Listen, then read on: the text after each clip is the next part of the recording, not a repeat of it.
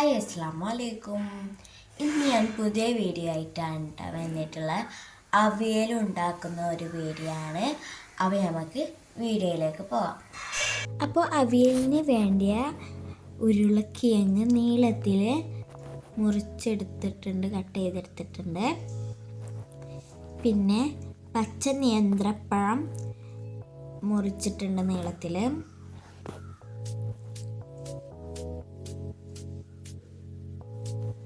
ഇനി നമ്മൾ പഴം നീളത്തിൽ മുറിച്ചെടുത്തിട്ടുണ്ട്.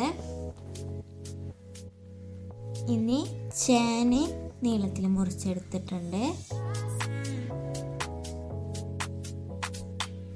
പിന്നെ നല്ല ഉണ്ട മുളക് മുറിച്ചിട്ടുണ്ട്.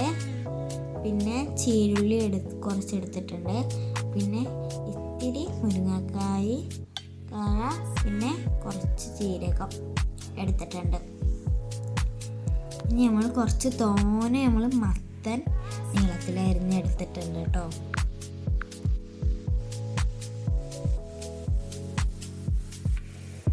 ഇനി നമ്മൾ തേങ്ങ ചിരകിയിട്ടുണ്ട്. അതുപോലെ തന്നെ കുറച്ച് കരിവേപ്പിൻ്റെ ഇല എടുക്കുന്നുണ്ട്.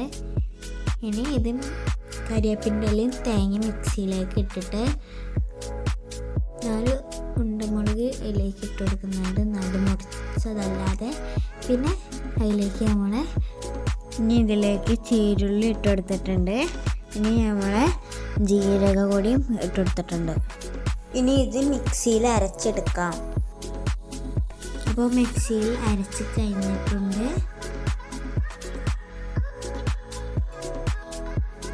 ഇനി ഒരു കനമുള്ള ഒരു കുക്കറോ എന്തെങ്കിലും എടുക്കാം. ഞാൻ കുക്കറാണ് ഇവിടെ എടുത്തിട്ടുള്ളത്. ഇനി നമ്മൾ പച്ചക്കറി ഓരോന്നായിട്ട് ഇട്ട് കൊടുക്കുക. അപ്പോൾ നമ്മൾ ചേനയും ഉരുളക്കിഴങ്ങും പയറും അതുപോലെ തന്നെ മുരിങ്ങക്കായാണ് ഇട്ട് കൊടുത്തിട്ടുള്ളത്.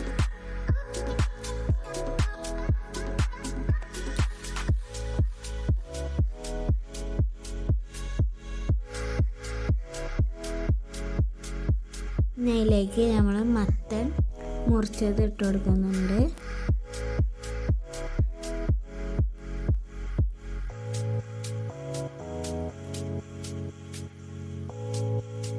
ഇനി ഇതൊന്ന് മിക്സ് ആക്കിയിട്ടുണ്ട്. ഇനി ഇതിലേക്ക് മുളക് ഇട്ട് കൊടുക്കുന്നുണ്ട്. നേരത്തെ മുറിച്ച് കൊടുത്ത ഉണ്ടമുളകാണ് ഇട്ടത്. ഇനി ഇതിലേക്ക് കരിവേപ്പിൻ്റെ ഇല ഇട്ട് കൊടുക്കുന്നുണ്ട്.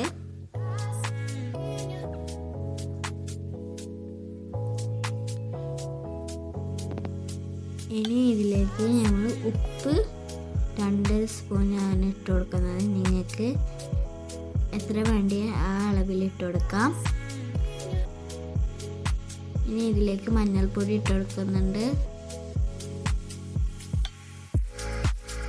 ഇതിലേക്ക് എണ്ണയോ ഓയിലോ പറഞ്ഞു കൊടുക്കാൻ ഞാൻ ഇവിടെ ഓയിലാണ് പറഞ്ഞു കൊടുത്തത്.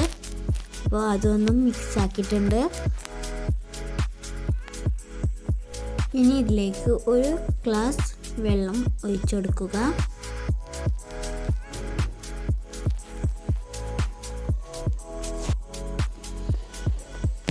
ഇനി നമുക്ക് ഗ്യാസ് ഓണാക്കി ഗ്യാസിനെ വെക്കാം.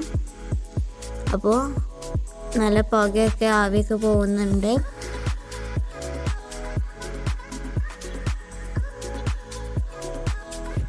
ചെറുതായിട്ട് വെന്ത പോലെ ആകുമ്പോൾ നമ്മൾ കരിവേപ്പിൻ്റെ ഇല ഇട്ട് കൊടുക്കുന്നുണ്ട്.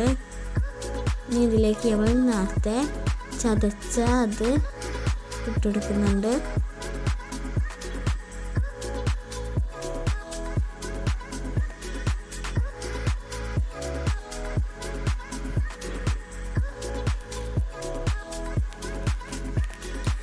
ഇത് നല്ല പോണം ഇളക്കി കൊടുക്കുന്നുണ്ട്.